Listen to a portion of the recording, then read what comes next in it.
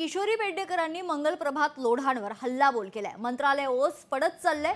आता पालिकेत येऊन घुसखोरी सुरू असल्याचं देखील त्या म्हणाल्यात। मंत्र्यांचा कारभार पालिकेतून सुरू असल्याचं वक्तव्य किशोरी पेडणेकरांनी केलंय।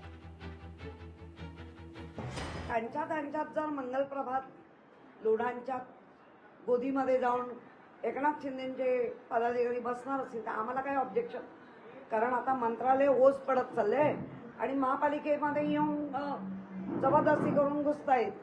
खरं महापालिकेमधली जी व्यवस्था आहे ती तिथल्या असलेल्या नगरसेवकांसाठी असते, पण 4 वर्ष महापालिका झालीच नाही याचा अर्थ मंत्र्यांनी आपला कारभार मंत्रालयातून करायचा असतो, तो महापालिकेतून करता येईल। म्हणजे महापालिकेची लूट पक्की आहे।